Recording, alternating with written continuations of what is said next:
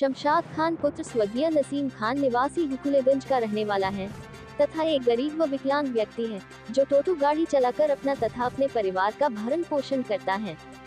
प्रार्थी की हुकुलेगंज में जमीन रकबा 350 वर्ग फीट को उसके बगल में रहने वाले दबंग व आपराधिक छवि के लोग, जिनका आपराधिक इतिहास रहा है, हड़पने की फिराक में पड़ गए हैं, जो आपराधिक गैंग का संचालन करते हैं तथा गरीबों की जमीनों को हड़प कर मार पीट कर भगा देते हैं तथा अपनी जाति का नाजायज फायदा उठाते हुए इस सीएसटी का मुकदमा दर्ज करवाने की धमकी देकर जमीनों व मकानों का हड़पने का काम करते हैं। प्रार्थी अपनी जमीन पर काम करा रहा था, तभी मौके पर आकर प्रार्थी को मां बहन की अपमानजनक गालियां देते हुए मारने पीटने लगे। प्रार्थी विकलांग होने के कारण भाग नहीं सका।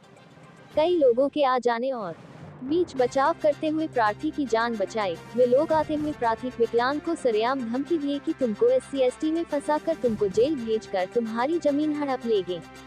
प्रार्थी विकलांग उनके इन बातों से काफी डरा हुआ है। वे लोग काफी पैसे वाले और मनबर भी है।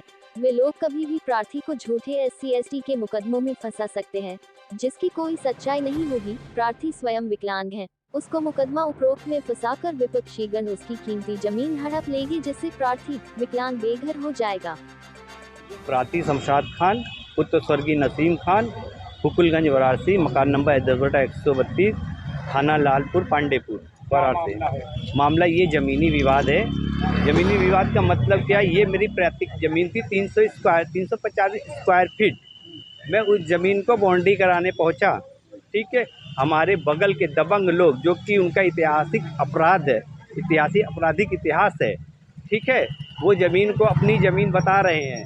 मगर प्रार्थी जो विपक्षी है, वो ऑलरेडी मेरी ज़मीन पर खुद काबिज करके मकान 2014 अवैध तरीके से बना लिया।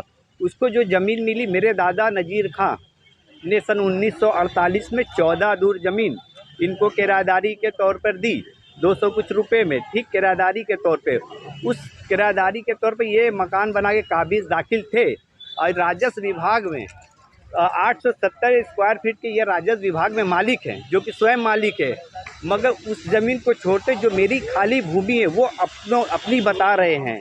पैसे के बल पर ये लोग पैसे वाले हैं, पैसे के बल पर अपनी ताकत का इस्तेमाल कर रहे। मैं योगी सरकार और मोदी सरकार से निवेदन करता है कि दिव्यांगों का बहुत सम्मान दिए हैं, मैं उनके सम्मान का आदर करता हूँ। ये मेरा न्याय होना चाहिए। जब आप अपनी जमीन पर जाते हैं बाउंड्री कराने के लिए तो क्या होता है? ये मार पीट को उतारू हो जाते हैं, कहते हैं कि तुमको ST/ST लगवा के जेल भेजवा के मैं ये ज़मीन को कब्जा कर लूँगा। थाना चौकी है? थाना चौकी के, मगर कोई सुनवाई नहीं हो रही है। चौकी पे हमारा कोई सुना नहीं जा रहा है। तो आज यहाँ किस लिए आए? ये ST/ST का मुकदमा हमारे ऊपर करना चाह रहे, इसीलिए मैंने कमिश्नर साहब को ज्ञापन दिया हुआ है। कमिश्नर साहब ने क्या आश्वासन दिया?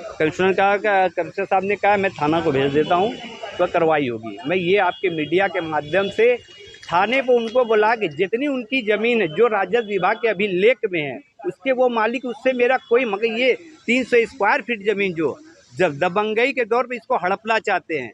और संतोष कुमार जैसल, जो कि कितने मुकदमे में धारित वांछित है और मारने और पीटने की धमकी देते हैं कि ज़मीन से हट जाओगे तुम्हारी हत्या करा दूंगा, 302 का मुकदमा होगा, फिर मैं जमानत हो जाऊंगा। सब्सक्राइब कीजिए हमारे चैनल को और बेल आइकॉन को दबाइए हमारी लेटेस्ट वीडियो सबसे पहले देखने के लिए।